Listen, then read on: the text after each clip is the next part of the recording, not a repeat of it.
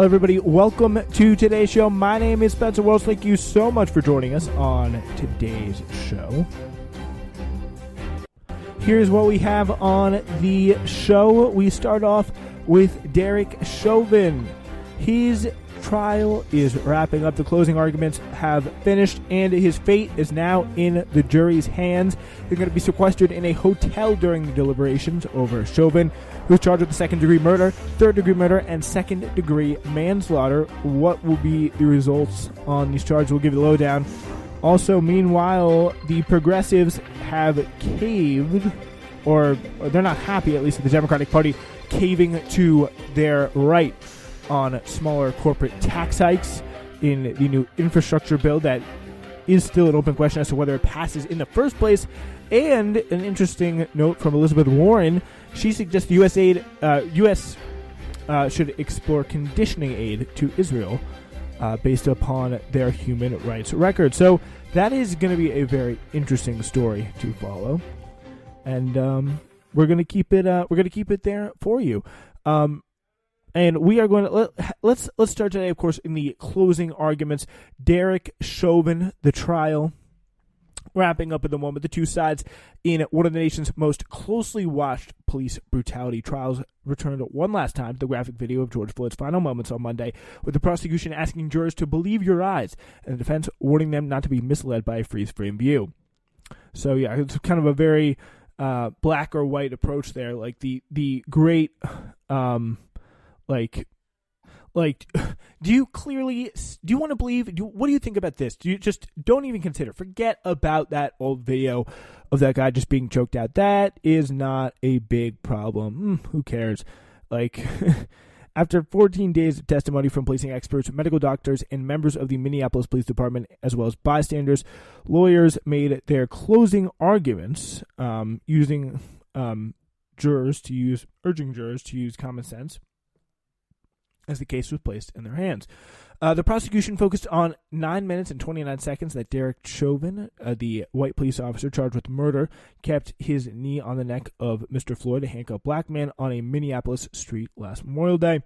The case is exactly what you thought when you saw it at first, when you saw the video. Like, that's pretty much all the prosecution really has to do here, is convince the jury not to fall into this very common trap that we see so many times happening when we come to like cases of policing, cases of police brutality. Oh, there's there's some letter of the law kind of interpretation that says, oh, the police officer, he was justified in the end. Like, there is some loophole, some technicality, the law isn't firm enough. No, this is a clear-cut case. This just has to happen. And this has always kind of been my feeling on this. If Derek Chauvin does not go to jail, what is the point of any of this? What is the point of having a system? What's the point of even pretending to be the greatest country in the world? How can we go on? I mean, of course we can always go on, but it would really take, I think, even in today's twisted day and age of no standards and everything going to pot, it would really be something for us to continue going on as preaching as a moral, upright, upstanding society if we do not put Derek Chauvin behind bars for at least a very long time. Give him a sustainable sentence, a fair sentence in this case. Of all the things, all the times America has screwed up its justice system, you have to imagine at least this once they gotta get it right. They can't be this bad.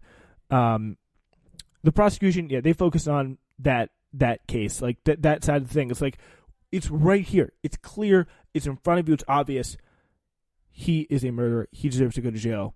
We need to maintain law and order. The police are threatening, the police like him are threatening the police's ability to do that in the first place. If you want to make that kind of pro-cop perspective, you could even take that as well. In a lengthy rebuttal, the defense emphasized 17 minutes leading up to that time, suggesting that Floyd had taken illicit drugs. Again, even if he had, there is no evidence. No one called to the stand really intimated that it was something that it was a real cause of his death. That was just not backed up by the many medical experts and doctors who examined Floyd. They all said he died because of the fact that the knee was on the neck. So, by Derek Chauvin. Derek Chauvin's knee, suggesting that Floyd had taken illicit drugs and actively resisted when several officers tried to get him into squad car. Again, does not mean he should die. Chauvin's lawyer, Eric J. Nelson, repeatedly told jurors to look at the totality of the circumstances. Do not let yourself be misled by a single still frame image, Nelson told the jury in response to a moment-by-moment analysis of video evidence presented by the prosecution. Put the evidence in its proper context. So pretty much saying that, you know what, this evidence may look really clear as day to you. It may look bad for us, okay? But have you ever considered he was a criminal who did drugs?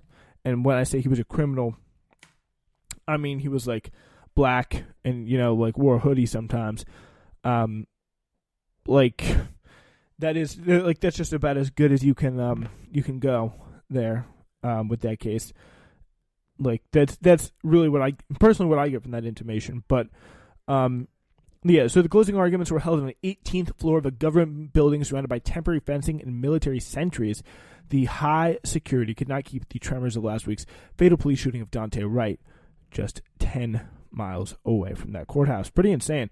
Governor Tim Walz called for calm on Monday as the jury began deliberations. He declared a peacetime emergency to allow police from neighboring states to be called in if necessary, joining the more than 3,000 National Guard soldiers and airmen who have been deployed to assist local law enforcement. And again, I'm sure nothing can go wrong there.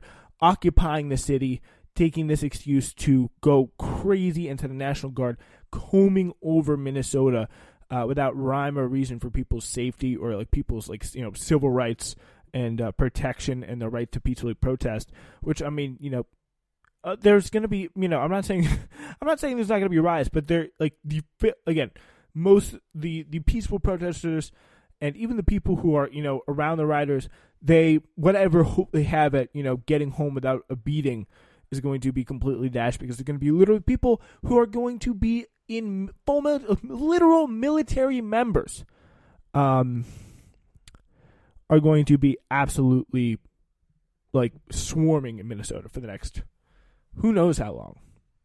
I mean, they haven't even gotten him out of Washington, D.C. yet, and January 6th was like 3 months ago. It's really insane. Anyway, schools will move forward to remote learning later this week, and businesses have been boarded up because of the potential for unrest following a verdict. A fatal shooting of Mr. Wright, the 20-year-old black man in a suburb called Brooklyn Center, had really cast a shadow over the proceedings. Also, to the fact that police shootings have just been and violence have been going up around this time period for some reason in a very, very kind of strange manner. And that just is another kind of disturbing testament to the world that we live in at this point. After the jury left to begin deliberating, Mr. Nelson asked for a mistrial, saying the comments by Resident Maxine Waters of California amounted to threats and intimidation. While visiting Brooklyn Center, Waters told protesters that they should stay on the street and get more confrontational if Chauvin was acquitted. I don't see how that seems like a stretch to me. Like Maxine Waters saying something does not seem to be like if you put that in perspective to like what Trump got away with, and he like the kind of things that he said, and he was like nothing really bad happened to him. He just had to leave the White House, which he was already gonna have to do already. Like I think that is not something that should be treated well in any way. Treated that harshly in any way. So Judge Peter A. Cahill denied the request, but said, "I'll give you that Congresswoman Waters may have given you something on appeal that may have resulted in this whole trial being overturned." He's been very, very strict about that. Any sort of kind of like mention of the outside world, he has been very, very sharp on keeping that out of the courthouse, which can be tough for the prosecution, because really they just can't help some of that stuff getting in. Judge Cahill served as top deputy for Amy Klobuchar, a Democratic senator who has had a pretty bad history on police misconduct herself, when she was a prosecutor. She was the Hennepin County top prosecutor and was first reported to the bench by Republican Governor Tim Pawlenty.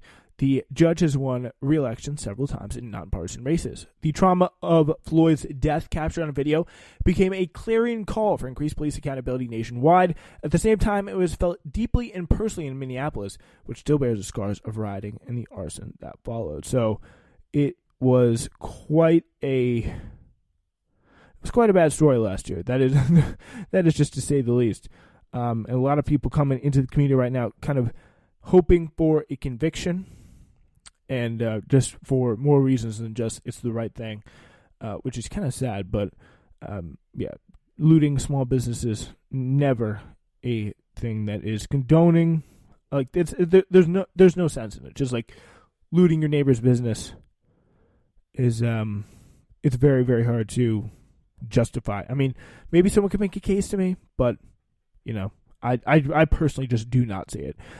Anyway, we're going to move on now to the political world, where we have Senate Democrats reportedly considering lowering the corporate tax rate proposed in Joe Biden's infrastructure plan from 28 to 25 to mollify centrists in the Congress. They backtrack. They'll leave hundreds of billions of dollars in potential revenue on the table. And that's, again, with the revenue, the already incredibly limited, incredibly meager revenue the IRS collects already. Compared to what's out there, which is apparently, according to the former IRS chief, trillions of dollars. Citing sources close to negotiations over the nation's infrastructure package, Axios reported on Sunday that Democrats close to the White House expect Biden will accept 25% and pocket it as a political win. So pretty much, again, this is a perfect example of President Joe Manchin. Like, this is all this is. President Joe Manchin striking again and showing that, like, this was his idea. He put this 28% out there, and that is what he is, like, that's what he's doing. Like, incredibly effectively, and I think it kind of goes to your view of Biden, whether or not you want to believe that it's his fault that it's like this, or Biden's fault, like Joe Manchin just dragging down the progressive Biden, or Biden is just happy to have Manchin pulling along that way. I tend to think it's more of the Biden is happy to be along for the ride here and could do a lot more to stop it, because, I mean, he's the president, after all, not Joe Manchin, contrary to what it may appear, but, like, the fact that there is no incentive, no like political will within the Biden administration to do otherwise is very, very telling. Like, on the stuff where it matters, I mean, and even though we have Joe Manchin out here like co-sponsoring the PRO Act, he's still going to pull this, which kind of makes me think that his co-sponsoring is not something to be too like cool about, even though he's willing to be out there and say it, but the political conditions right now are not that good for it to pass, unless we remove something that he's already said very clearly that he will not do. And Joe Biden seems not the person to try and push him on that. So it's not like there's going to be anyone there to change his mind, except for organizers. So that's going to be the pretty tough thing. If they could get him to flip on the PRO Act, maybe they can get him to flip on the filibuster. I don't know, but the DSA has been mounting, I do know, a fantastic little organizing campaign. Not little, they've like 500,000 calls to Joe Manchin, just bombarding him. And like, at some point, that's going to be a real force to reckon with. And credit to the DSA, and like tapping into some of the same organs, same groups of people that Bernie Sanders did to actually make some change. Like getting Joe Manchin to say this is going to push probably some other senators, some other holdouts like Mark Warner. Like, there's a large portion of the Democratic Senate that's co-sponsoring this. And it looks good. Like, it's cool. Like, come on, guys. We got to do it. But on this tax rate, not looking good here. Progressive found little to celebrate in settling for corporate tax rate lower than 10%, 10% lower than it was during the Obama administration. In 2017, then, President Donald Trump and congressional Republicans lowered the tax rate from 35 to 21% as part of their massive and unpopular tax cut legislation. 83% of the benefits of that bill went to the top 1%, as I'm sure you know. The top corporate tax rate before Trump was 35%. Saying corporations must pay their fair share should mean pre-Trump rates are the starting point, says congressional candidate, future Congresswoman Nina Turner. That's right, Nina Turner. Coming soon. Earlier this month, Joe Manchin, the most conservative Senate Democrat and key swing vote, said in an appearance on a local radio show that he and 6 and 7 other Democrats strongly feel that moving to a 25% rate instead of a 28% tax rate. It's very important. We need to do it. And that's the thing. Like, it seems like it's just so, like, false. It seems so much of a joke that this is what we have. Like, this is the opposition that we have here. It's like opposition for opposition's sake. What is really going to be the big difference between a 28 and a 25 and a 31 and a 28? Like, it's just a 3% difference. And it's the same thing with lowering the threshold by like $100 as the household, which like Joe Manchin tried to do for the stimulus bill. It's just opposition for opposition's sake. And I think it's on Joe Biden for not starting higher, and then Joe Manchin just tax 3% off that, gets to go back home to West Virginia and say, look, I oppose Joe Biden because I'm my own big independent senator, and that's what they like in West Virginia. Like, that's a big part of their culture. They love Joe Manchin, and what they see in him is that, oh, he's just some like cool, tough guy that goes and opposes whatever whatever the prevailing notion is. He stands up for West Virginia, and he gets things done. Like, that's what gets him to be popular. But the way he does that is not being like populist and fighting for the people, even though they largely support the kind of Bernie Sanders policies. They support the $2,000 checks, all that stuff. At least according to interviews and polls and stuff like that. But in large part, he just does it because he's literally like one of the barons of that state, and his daughter is also incredibly rich off of like, insulin. That's what I'm thinking of here. Insulin, like price gouging. She runs an insulin distribution company. It's really not good. There, she's like a big pharma kind of tycoon in that state, and Joe Manchin is pretty not doing too bad himself, as they say. So yeah, that is a whole other layer of just how Joe Manchin chooses to be the guy who like stands up to the the big Washington elites. You know, like that's how they try and appear, but it's not always the case.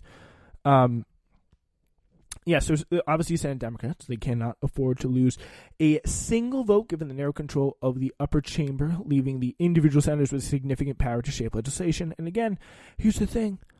Progressives can do the same thing. That is what no one wants to talk about. Progressives can, and they oftentimes refuse for whatever reason. You know, we have our problems with that. That is for sure. But in the end, they have just not been able to, or just seemed to just take the wins while they can. Take the wins that they're given by the Biden administration. Like here you can have this one little thing as a treat, you know? Like, I hate to use that kind of cringy meme format, but that is kind of what it feels like at this point, because that is the big, it's very consolation prizey, the wins that the progressive get, and then they get mad at you for questioning it. They're like, we're allowed to win, guys, come on, we can do good things, we can do cool things, but no, like there's so much more you could be doing. There's priorities that the progressives give up on every day. It really does suck to see, and it's gonna, like, they're always saying, oh, we're gonna use our power next time, and what is the point? What is the point of putting these people in a power if they don't use it when it matters? And there's actually like real Democratic opportunities and real chances for the Democratic Party to get something done. Yeah, you just do not see it, and it does not make a lot of sense to me. Yeah, so Democrats, they have privately hinted they may be uncomfortable with going to 28%. They include Senators Tim Kaine, Mark Warner, and Kristen Sinema. She had an incredible, like, I think she really at this point seems to be just going for people to hate her. Like, that is her big political strategy, is like rack up those unfavorables. So she's like taking a picture out there, posting. She's like literally giving the middle finger to her constituents as she plummets as the least favorable, least liked Arizona official after kind of like flippant voting down to the minimum wage. That was made a big issue and publicized really by former Justice Democrats, alums, and ads in Arizona. That seems to have worked. She's definitely got a bit of a bad blow from that, which is pretty effective. And that is a that's a testament. I think that's a testament broadly to good campaigning. So, in the end, what is Ben Spielberg right on this here? What a disgrace! The 28% they previously proposed was already well below the rate during the Obama presidency, which was 35%. In reaction to the article that they're going to be settling for a 25% corporate tax rate, Manchin, for his part, has offered little by way of concrete justification for his push for a smaller corporate tax hike. In 2012, the West Virginia Democrat supported an Obama proposal to lower the corporate tax rate from 35 to 28%. Manchin now apparently believes is too high because, why not? We can't go too much. We need to bring it down by 3%, not 2, not 4, just 3. That's what it has to be. Here is what Mehdi Hassan had to say about that. He said, quote, "Love the idea that Joe Manchin put some super serious thought in the difference between 25 and 28. Exactly. There's no sense in what he's doing here at all. 25% and 20% corporate tax rate, and isn't just trying to split the difference between the GOP and outlier position and the reasonable Biden proposal. So that is what is going on, I think, very clearly here. Mehdi Hassan is great to see some of his interviews kind of creeping their way on MSNBC. It's very good. Very, very good to see. That is for sure. We're going to move on now, but before we do, we have a good, we'll take a quick break. We'll tell you what is going on here on the Spencer Wall Street Radio Network. Ladies and gentlemen, we do have a little bit of programming update to you. As you know, Newsflash, you may think it's a day late, but no, we had a schedule change. Newsflash is now all new Mondays, Wednesdays, and Fridays. We're shifting everything kind of a day up. Uncultured is going to be Saturday, and Hidden History. First episode coming out Thursday, April 22nd. And every Thursday thereafter for the new season, Hidden History beginning. We're going to run it side by side with Uncultured starting this Thursday for at least the next 3 weeks.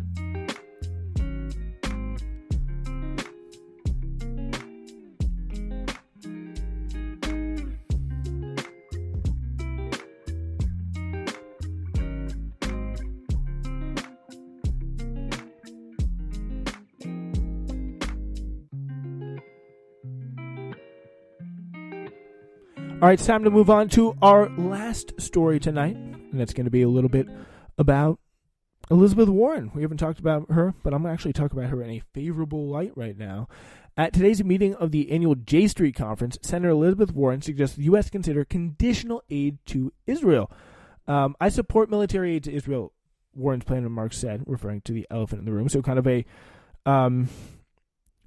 a moderate approach, shall we say.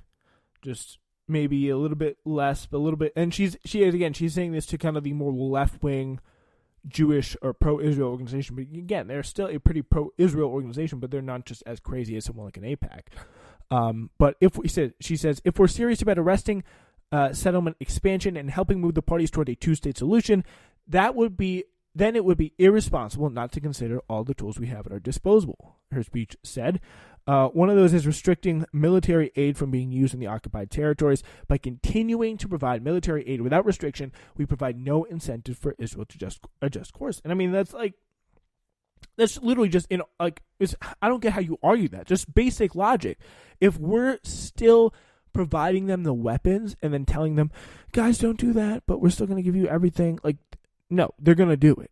Of course they are. That makes no sense. Why would they not? That's the structure of the Zionist project. That's what it is. It's kind of, especially the Zionist project run by someone like Benjamin Netanyahu and now his more increasingly far-right coalitions as he fails to win re-election. Warren's position is pretty consistent with the progressive stance on Israel she's taken in recent years. Before the 2020 election, she came under fire for a vote on the U.S. aid to Israel during the 2014 Gazan war. At the time, she defended her vote, saying America has a very special relationship with Israel. And that's something she got a little bit under fire for. This is even a clip from Bernie Sanders back in, I believe, 2015. To serve the people who are there. Israel blockades, besieges, and bombs a stateless people who are cut off from the world, and we in the United States reward them with 2014, their I believe, arms actually. and dollars. And the Senate voted its support with Resolution 498 in the midst of this massacre just a few weeks ago. This resolution condemns only Hamas, but it says nothing about what Israel is doing. 1,000 civilians have died in Gaza. 3 civilians have died in Israel. In sending this money to Israel and replenishing their weapons supply at the same time that they're continuing to bomb hospitals, schools, homes, and UN shelters for people whose homes have been destroyed, what are we saying? Are we saying that 1,000 Palestinian lives are worth far less than 3 Israeli lives? Bernie, because you did not vote to support Resolution 498, you, along with 18 other senators, I see that as somewhat of a positive move. However, are you going to go further? And I also think this is to be linked to... All right, so that's the question he's asked there. Let's actually skip to the answer. With $30 billion... She's still going on? Oh, wait, no. He's talking. I can see the hands moving. Let me repeat. I very much dislike people disrupting me. You asked a good question. It's a reasonable question. It is an important issue. I'm going to answer. And that's what we have to do. As a police officer here, and it bothers me that police officers have to be here. They have a lot of work to do. And in Vermont, we should not have to have that. So I feel strongly about people disrupting. But you've asked the question. All right, this is just going... I apologize. This is going nowhere. Kind of a waste of time. But anyway, so pretty much what Warren's saying here is like a very reasonable stance. And credit to her for doing this. Like, she's saying we should condition aid to Israel to get to the process of a two-state solution. I personally think that, Israel is... like, getting rid of Israel entirely is the wrong thing to do. Like, that is not something that would make any sense. And, yeah, it would be massively awful to a whole religion of people that has gone under a lot of stress. And there's no reason why, though, Israel cannot be significantly reduced. There be a completely peaceful democratic agreement. Although it would take a lot of negotiation, but that would be a critical first step, not incentivizing Israel to literally take more Palestinian territory, pretty much wiping the Palestinians further and further off the map. Warren also went out of her way during the presidential campaign to position herself among the new class of Democrats not afraid to question the special relationship. In October 2019, she said everything is on the table should Israel move towards a two-state solution. And in May 2020, she signed a letter with 18 Democrats opposing the Israeli unilateral annexation of territories in the West Bank. On the campaign trail, the senator said she would push Israel to end its ongoing occupation of Palestine and announce the country's decision to bar Representatives Rashida Tlaib and Ilhan Omar from entering West Bank and Jerusalem. Those decisions came with a price. After Warren told activists from the Jewish anti-occupation group, If Not Now, that she would push Israel to end the occupation, Republicans blasted her as anti-Israel, and even some labeled her an anti-Semite. Not surprising there.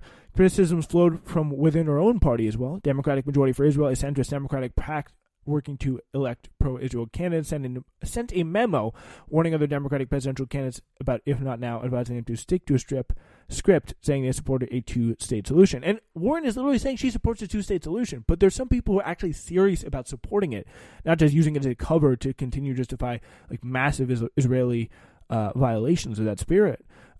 Warren's support of the common sense idea that U.S. military funding to the Israel government should never go towards the occupation is a huge sign of growing support among Democratic voters to take on the foreign policy hawks who no longer have complete control over the debate. And that's true. It's finally true. There is some semblance of control coming back for the pro-Palestine side, and that's only really happened in the last few years. It's a really kind of a great victory.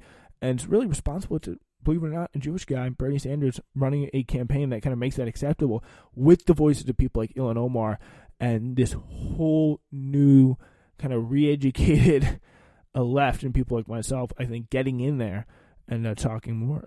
The person who gave that quote, by the way, is Mariah Kaplan, spokesperson for If Not Now.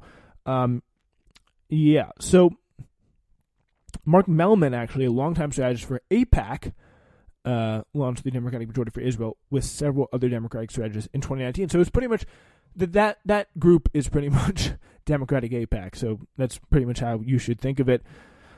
And if they're criticizing Elizabeth Warren or any candidate, that's a pretty good sign that they're good. It's a mark in their favor. All right, that's all we got for you today. We will see you now on Wednesday.